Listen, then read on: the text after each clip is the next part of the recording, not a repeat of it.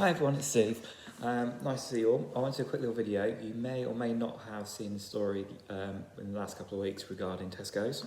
I'll quickly show you the headline, this one here, in the Daily Mail, about the manager who tackled a shoplifter and was sacked over it all and was awarded £42,000 payout in an unfair dismissal claim. I want to quickly talk a little bit about this one. So Tesco's have a policy that you can't put hands on the customer, which is a bit of a problem because this is what's led to them actually losing a industrial tribunal for unfair dismissal.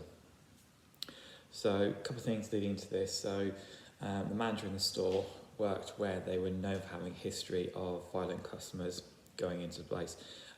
Risk assessment was done, but nothing was put in place, so no security to actually deal with situations where people could become challenging or violent, which is a bit of a concern and could be queried under Management Health and Safety at Work and Health and Safety at Work Act, whether or not legally that is okay or not to do, and would potentially leave the company liable for it.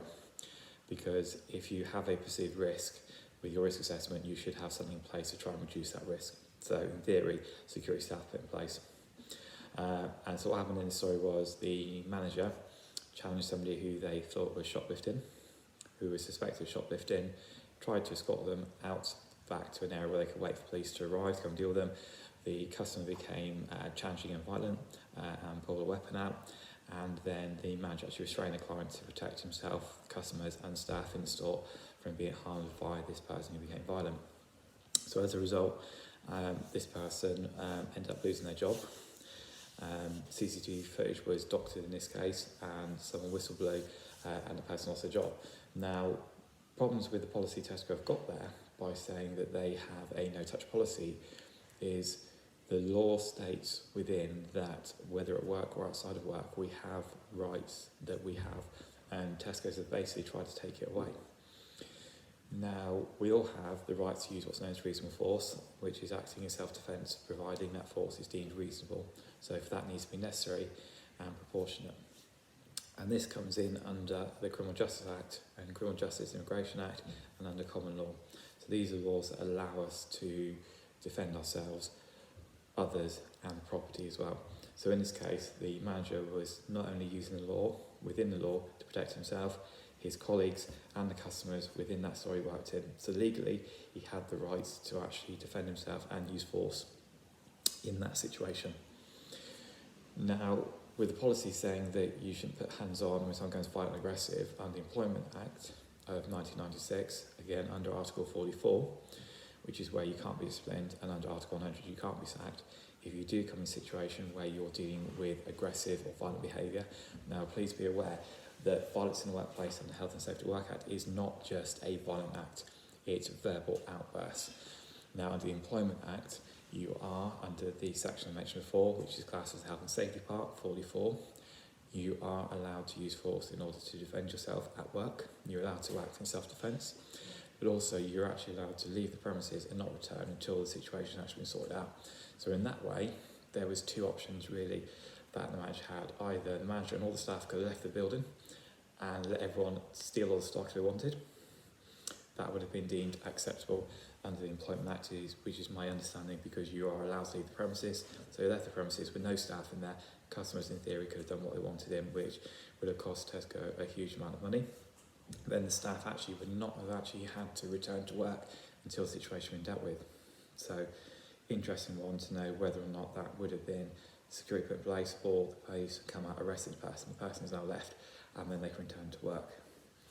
So that could be one option that they've got, or they're actually allowed to defend themselves under the law, as I mentioned earlier on, because we have the rights to defend ourselves at work if you are dealing with violent and aggressive behaviour. And obviously they come under the laws we mentioned earlier, Criminal Justice Act, Criminal Justice Immigration Act and common law.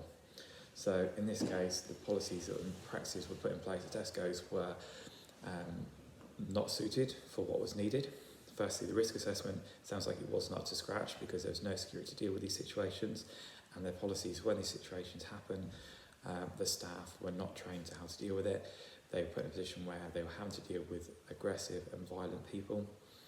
They've done what they needed to do, which law states that they can do and that they should do, and yet what happened is Tesco, because they're worried about the bad press rule, have decided to go and sack the member of staff. Now, I would presume it would be the bad press, which is why they have this no contact with customers going through. But what they haven't done is thought about the safety of everyone in their building. Remember, under Article 2, a employer, so Tesco's as a company, has to look after the welfare of all their staff. Under Article 3, they have to look after all the welfare of their customers. And under Section 7, every member of staff is responsible for the safety and welfare of not only themselves, but their colleagues and all their customers. So if a company is saying they have a policy where somebody is not to do anything when situations happen, and customers and colleagues are put at risk, the question could be asked is, would that then be a breach of health and safety if no action was taken? So there's quite a bit in there in terms of where things have gone on, which is why we like to find out this is why that payout went ahead. So you might well find that things are changing. So if you want some advice on things like self-defence, we run some great self-defence courses. We've got some half-day and some full-day courses we can run up to, including level 2 qualifications, including BTECs. We've got courses on improving your awareness of what's going on around you, your personal safety, and how to manage situations and prevent them from actually escalating, and some great conflict management training as well.